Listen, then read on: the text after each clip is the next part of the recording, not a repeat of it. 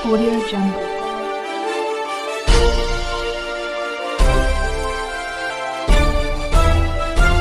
Audio Jungle. नमस्कार, मैं सविता कुलकर्णी। आज हमारे साथ में विधान परिषद विधायक गिरीश जी व्यास मौजूद है। आइए जानते हैं कि आज उन्होंने कौन से मुद्दे पर यहाँ पर विशेष विधान परिषद में मुद्दे रखे हैं। सर नमस्कार, इंडिया टीवी 360 में आपका स्वागत है। धन्यवाद। सर आज आपने काफ़ी अच्छे मुद्दे अपने विधान परिषद में आपने रखे हैं। कुछ शिक्षकों की जो है 2020 से, तो उनके भी मुद्दे आपने रखे हैं, तो क्या कहना चाहेंगे? देखिए, ऐसा है कि शिक्षकों के संदर्भ में आज सुबह का हमारा पहला ही प्रश्न था और प्रश्नोत्तर काल में हमने सभापति महोदय से मांग की कि शिक्षण मंत्री के द्वारा हम सहानुभूतिपूर्वक निर्णय इस संदर्भ में लिया जाए। जैसा कि हम सब जानते हैं कि एक शिक्षण का जो कायदा जो बना था, उस शिक्षण के कायदे में टीटीई की कहीं पर भी प्रावधान उस कायदे के अंदर नहीं है, परंतु आगे आने के पश्चात कुछ वर्षों के बाद 2013 के अंदर एक कायदा बना।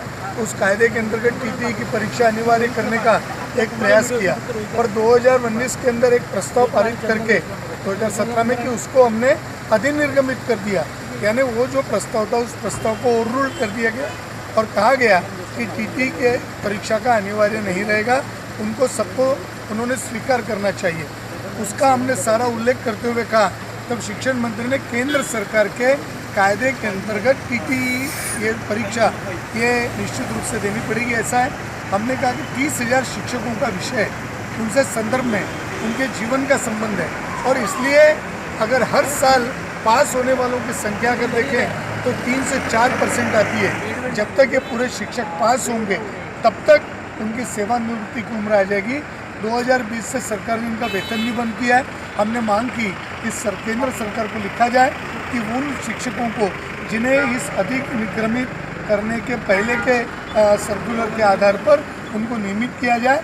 आगे शिक्षा जो आपको परीक्षा लेनी है उसकी ली जाए और ऐसा सहानुभूतिक निर्णय करने का एक पत्र फिर से केंद्र सरकार की तरफ भेजा जाए और उनसे सहायता और अनुमति मांगी जाए, क्योंकि ये जो वेतन अनुदान दिया जाता है ये शिक्षकों को राज्य सरकार अपने पास से देती है, वो केंद्र सरकार के निधि में से नहीं होता। इसलिए हमारा आग्रह है सरकार से, कायदा हम सभागृह में बना सकते हैं, इसका बीच का मार्ग करके कायदे का इसमें सलाह लेकर और उस आधार पर केंद्र सरकार को कहा जाए ताकि 30,000 शिक्षकों का जीवन ये सुरक्षित रह पाए। और भी आपने कई मुद्दे काफ़ी सुंदर मुद्दे रखे हैं। पिछले साल में आज जैसा कैंसर हॉस्पिटल ये 100 एकड़ जमीन में बनने वाला था, परंतु अभी तक का उसके लिए कुछ निर्णय नहीं लिए गए। इसके लिए आप और क्या कहना चाहेंगे? आज पुरानी जो सप्लीमेंट्री बजट होता है उस सप्लीमेंट्री बजट के अंतर्गत की पूरक मांगों पर चर्चा करते समय हमने कुछ नागपुर के विशेष मुद्दे रखे। मुख्यतः मेडिकल कॉलेज को कोरोना की जिस स्थिति से गुजरना पड़ा और आने वाले दिनों में और उसकी तकलीफ बढ़ेगी, वहाँ पर MRI की मशीन नहीं है, उसके लिए टेस्ला 3 ये नंबर की जो मशीन होती है इसके लिए राज्य सरकार की ओर से 16 करोड़ रुपए मंजूर किए गए, पर वो भी पैसे किसी और विभाग के लिए डाइवर्ट कर दिए गए और आज नागपुर का government medical college scan machine से MRI मशीन से उसकी सुविधाओं से वंचित है और कोरोना के अंदर सबसे ज़्यादा आवश्यकता उसी की है। एक्सीडेंट के बाद MRI की बहुत ज़्यादा आवश्यकता है और ये पैसा डाइवर्ट करके उन्होंने फिर से विदर्भ पर और मेडिकल कॉलेज में आने वाले केवल विदर्भ के नहीं तो अंतर्राज्यीय जो लोग आते हैं उन सारे लोगों पर अन्याय हुआ है। हमने ये विषय को रखा पर इसका कहीं पर भी निर्णय अभी तक सरकार ने किया नहीं। उसी प्रकार से कैंसर हॉस्पिटल आज से 3 साल पहले सर्वोच्च न्यायालय नागपुर खंडपीठ ने दिए हुए निर्णय के आधार पर एक एफिडेविट राज्य सरकार ने दिया था कि हम कैंसर के बारे में बात करेंगे और उस संदर्भ में मैंने 2017 से विषय को लगाया, अनेक सवाल पूछे, औचित्य का मुद्दा लाया, विशेष उल्लेख किया, लक्ष्यवेधी रखी और उसके बाद ये 4 एकड़ जमीन पर 100 बेडेड हॉस्पिटल 100 करोड़ का मंजूर मेरे मांग के ऊपर किया गया और इसको डॉक्टर दीपक सावंत जी थे, गिरीश जी महाजन स्वास्थ्य मंत्री थे, इन्होंने इस अस्पताल को मंजूर किया। उसकी फाइल गई, 100 करोड़ निधि भी मंजूर हुई बजट के अंदर, परंतु वह निधि पर अभी तक केवल नक्काशा बना है और आज तक वो दवाखाना बना नहीं है।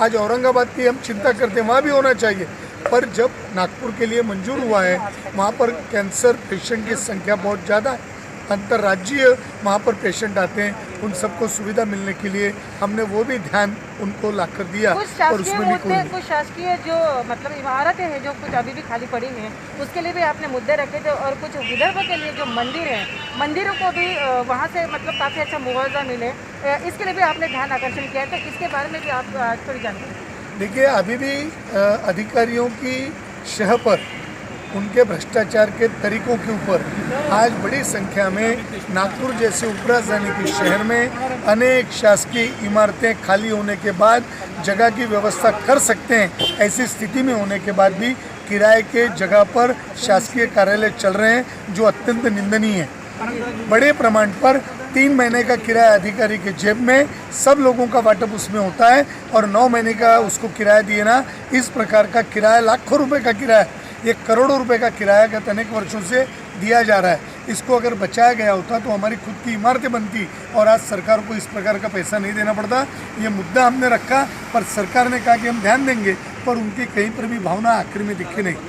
विदर्भ के विषय को लेकर हमने कहा कि विदर्भ में पर्यटन की संभावना बहुत बड़ी है। अयोध्या का राम मंदिर बन रहा है, और राम के इतिहास में, रामायण में दंडकारण्य, ये नागपुर के नर्मदा नदी के बाद दंडकारण्य का प्रारंभ होता है, जो नागपुर, भामरागढ़, गढ़चिरौली, चंद्रपुर होते हुए नासिक तक जाता है। तो ये जो दंडकारण्य का पूरा मार्ग है, इसमें पुराने शिलालेख कई मिल सकते हैं। इस मार्ग को, जहाँ से राम गए, इसका मार्ग जो था, उस मार्ग की संशोधन हो चुकी है, उसका अभ्यास सरकार ने करना चाहिए।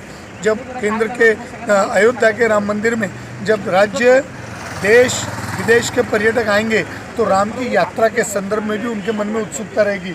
ये पर्यटन का विषय, महसूल की आय बढ़ाने का विषय हो सकता है। हमने विदर्भ के अंदर इंद्रप्रस्थ देखा, रुक्मिणी का स्वयंवर हम जानते हैं, बकासुर की जगह केसर जो है हमारे पास, वो बकासुर की भूमि है। ये सारे पौराणिक प्रसंग जिसका इतिहास है वो विदर्भ में है। अष्टविनायक विदर्भ में है, पर उसका चर्चा नहीं होती, उसका पर्यटन होता नहीं। मेघदूत कालिदास ने रामटेक में लिखा, उसकी चर्चा नहीं होती। तो ये सारे पर्यटनों को मिलाकर अगर किया जाए, मायूर की गढ़ देवी है, जो सप्तशृंगी जैसा मंदिर भी है, तो इन सारी बातों को अगर जोड़ा जाए तो विदर्भ महसूल की दृष्टि से, पर्यटन की दृष्टि से अत्यंत महत्वपूर्ण होता है। पर यह सरकार इस पर भी विचार करने को तैयार नहीं।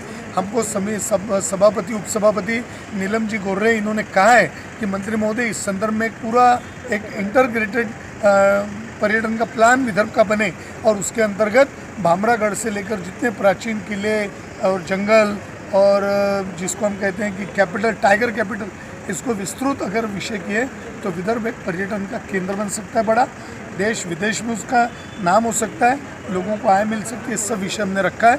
उन्होंने एक समिति गठित करने का निर्णय किया है, जल्दी एक बैठक बुलाने का निर्णय किया, हम पत्र भी देंगे। उन्होंने इस बारे में विचार करना चाहिए।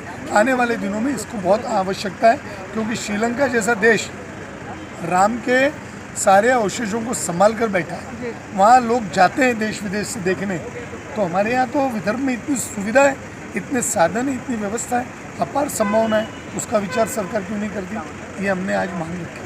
जी हाँ, बहुत बहुत धन्यवाद। आज आपने काफ़ी सुंदर सी जानकारी रखी, और पुराने के सप्लीमेंट के माध्यम से भी आपने इतनी अच्छी अच्छी जानकारियाँ हमारे चैनल को दी। ये थे आज हमारे साथ विधान परिषद विधायक आमदार गिरीश जी व्यास, जिन्होंने कैंसर हॉस्पिटल जैसे और जो मेडिकल के लिए जो कोविड MR जो अपने मशीन्स होती हैं, उसके बारे में भी काफ़ी अच्छे यहाँ पर मुद्दे भी रखे हैं विधान परिषद में। फिर भी अभी जो सरकार है वो उसके ऊपर भी अभी निर्णय देने वाले हैं। अभी आने वाले समय में ये देखा जाएगा कि इनके सवालों के ऊपर में कितना न्याय यहाँ के लोग देते हैं। सविता कुलकर्णी, इंडिया TV 360 के लिए, मुंबई लाइव के लिए, महाराष्ट्र। Audio Jungle.